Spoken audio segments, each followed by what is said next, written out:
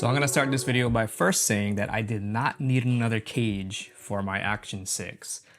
With that said, I did buy another cage for my Action 6. I made a previous video about the JJC cage, which is just a basic cage.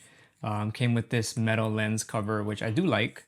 And it had like a side grip that attached to the magnetic attachment on the cage, which was secure enough, but the fact that I like to film on theme park rides, it was in the back of my mind that it was possible that if I hit the little latch on the magnetic attachment that I could have dropped the camera. So I picked up this Tilta cage that, as you can see, the handle is very much more integrated into the cage. So I'll take off this top plate so I can kind of illustrate that for you. So I got the top plate off, and you can see here that the way that the side handle attaches is by locking into the cage itself. When the cage comes in the box, it has this regular side piece that attaches like this. You know, this is kind of like your normal action camera cage. And you can take that off, and then you can attach the handle, which latches nicely in place like that. So much different mechanism for attaching than the JJC cage, which I like better actually. And the reason I like these side handles is because it keeps your fingers away from the lens and doesn't get in the shot, especially with these wide angle lens on action cameras. So this allows me to grip it without, you know, getting close to where the lens is. This is probably the best like action camera cage that I've seen so far. It's not cheap. I think it was about 60 bucks for the Tilta cage, but Tilta products in general are kind of on the high end for as far as camera cages go.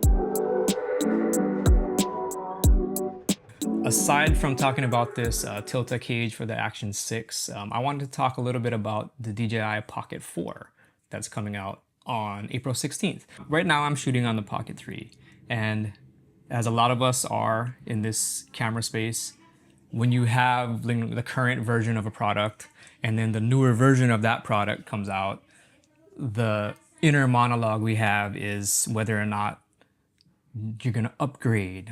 For me, based on the specs I see, it's not necessarily like a huge jump from the Pocket 3, but it can be useful to have two of a device. Like for a lot of people have multiple of the same camera. And I think that like having a Pocket 4 and a Pocket 3 as possibly like a second angle or a backup, it's something that is worth purchasing versus picking up another Pocket 3. Even though they're both supposedly gonna have the same 1-inch sensor, I have a feeling that the Pocket 4 is gonna have a wider aperture, or at least be able to capture images in low light a lot better. And for those of you that have been following this channel, a lot of the camera purchases and the gear that I have is based around our family's trips to like Disney parks. And that's like my other channel that I talk about, you know, Disney park stuff. Having these types of cameras are very convenient, like action cameras, you know, the Pocket 3. They're the best cameras to take on these kind of trips because they're light, especially if you're carrying camera gear all day. These pocket cameras are definitely the best because they're a nice balance between, you know, getting high quality images and also being convenient. And for me, personally, if the Pocket 4 has better low light image quality, then it's worth it.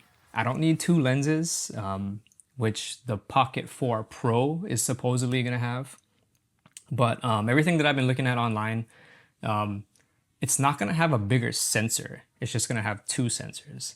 And that's the one thing that, you know, like I'm waiting for is possibly like a micro four thirds size sensor in the Pocket series of cameras. I mean, 1 inch is great. I can get pretty decent images in low light. As long as you keep that ISO maxing out at 800, like anything over 800, you're gonna get noisy footage. The colors don't like work out well, especially if you're in D-Log M and you're trying to grade it after the fact. You lose a lot of like color information when you go above 800 at night. These cameras, like this camera and this camera, they both have that super night mode, which I've tested them extensively and they're trash. So if you own any of these cameras, do not use the super night mode or whatever. Over sharpening and noise reduction, and you can't turn that off because when you're in super night mode, you're kind of letting the camera do its thing, and it's just not good. So that's all I want to talk about today. New cage for the Action 6, and you know, jumping on the hype for the Pocket 4 that's coming out on April 16th.